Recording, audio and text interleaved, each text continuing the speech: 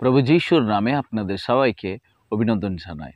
গীতোপদেশ অধ্যায় 10-এর 9 পদে লেখা আছে, যে সৎ পথে চলে সে নিরাপদ, কিন্তু যে বাঁকা পথে চলে সে ধরা পড়বেই। মিসর দেশ থেকে মোশে সকল ইসরায়েলীদেরকে উদ্ধার করে তিনি কানান দেশে নিয়ে এলেন। যতজন মিসর দেশে বেরিয়েছিল সবাই কিন্তু কানান দেশে প্রবেশ করতে পারেনি, তাদের ছেলে মেয়েরাই প্রবেশ করেছিল।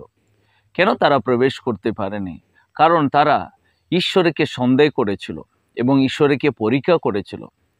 আর প্রভু তাদেরকে যে দেশ দিলেন সে দেশে সত্যি প্রভু তাদেরকে নিয়ে যেতে পারবে না বলে অবিশ্বাসে তারা ঈশ্বরের বিরুদ্ধে অবাধ্য হয়েছিল। সেই কারণেই মরুভূমির মধ্যে দিয়েও তাদের জীবন শেষ হয়ে গেছে।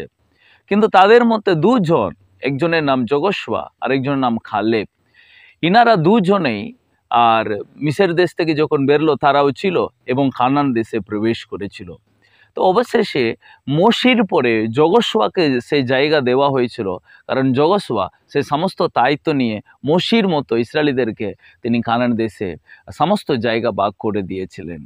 তো কেন এরা দুজনেই কিভাবে কেন তারা প্রবেশ করতে পারলো, বাকি সবাই প্রবেশ করতে পারেনি কেন? তার কারণ একটাই, কারণ আর কালেব আর যহোশুয়া দুজন ঈশ্বরকে বিশ্বাস করেছে এবং যা কিছু পরিস্থিতির সম্মুখীন হয়েছিল সেগুলো তারা অতিক্রম করতে পেরেছে, কারণ প্রভু তাদেরকে প্রতিশ্রুতি দিয়ে রেখেছে, আমি তোমাদেরকে তোমাদের প্রতিশ্রুতি দেশে প্রবেশ করতে দেব।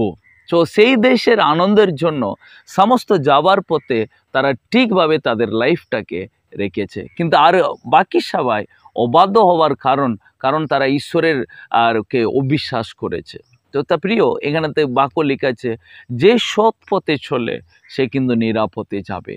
কারণ তারা দুজনেই ঈশ্বরকে বিশ্বাস করে প্রভু যেদিকে যেতে বলেছে তারা গেল, তারা অবশেষ পর্যন্ত তারা নিজের দেশে প্রতিশ্রুতি দেশে প্রবেশ করতে পেরেছে। সো প্রিয়, আজকে আপনাদের লাইফে আপনি আজকে যখন সৎ পথে হাঁটছেন, আপনি কখনো নিরাশা হবার পড়বেন না। প্রভুর বাক্যকে যখন পালন করছেন কখনই হতাশা হওয়ার পড়বেন না, কারণ সেটা আপনাকে উত্তম জায়গাতে, উত্তম ডেস্টিনেশনে, উত্তম জায়গাতে আপনাকে নিয়ে যাবে। তো তাই প্রভু যিশুর দিকে আপনার দৃষ্টি থাকুক, ওর অন্য কোথাও দৃষ্টি যেন না থাকুক। যিশুর উপরে দৃষ্টি থাকলে আপনি সঠিক পথে শেষ পর্যন্ত হাঁটতে পারবেন। তো এই বাক্য আপনাদের জীবনে অনেক আশীর্বাদ নিয়ে আসুক। God bless you.